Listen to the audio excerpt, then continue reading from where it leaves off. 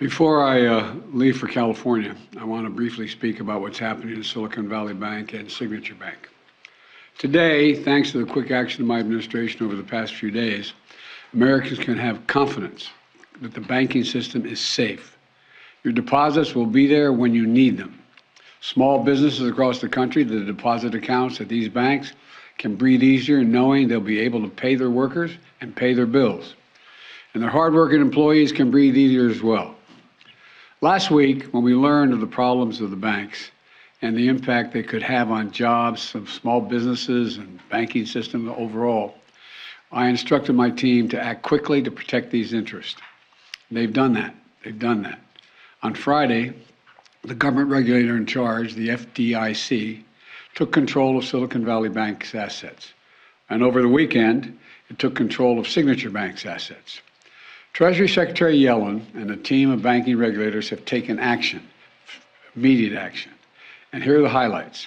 First, all customers who had deposits in these banks can rest assured, rest assured they'll be protected and they'll have access to their money as of today. That includes small businesses across the country that bank there and need to make payroll, pay their bills, and stay open for business. No losses will, this is an important point, no losses will be borne by the taxpayers. Let me repeat that. No losses will be borne by the taxpayers. Instead, the money will come from the fees that banks pay into the Deposit Insurance Fund. Because of the actions that our regulators have already taken, every American should feel confident that their deposits will be there if and when they need them. Second, the management of these banks will be fired. If the bank is taken over by FDIC, the people running the bank should not work there anymore. Third, investors in the banks will not be protected. They knowingly took a risk, and when the risk didn't pay off, investors lose their money. That's how capitalism works. And fourth, there are important questions of how these banks got into the circumstance in the first place.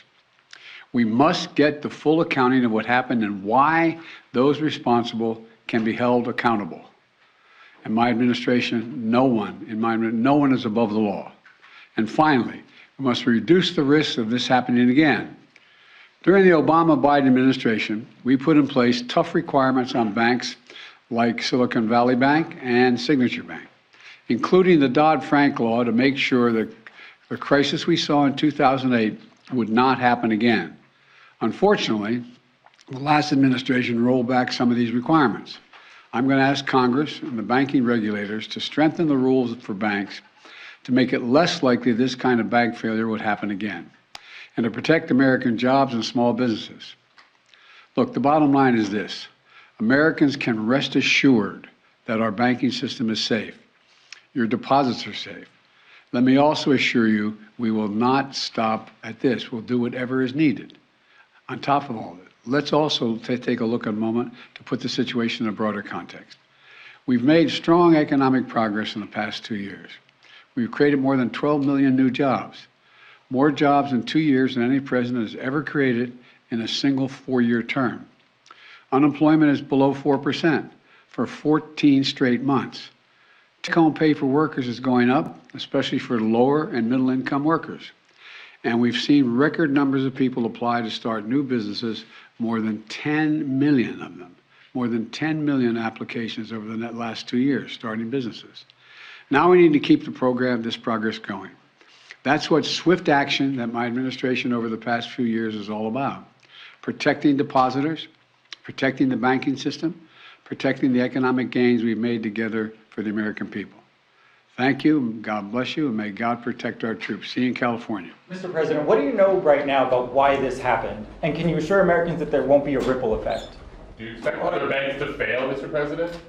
Should all depositors be protected at all banks?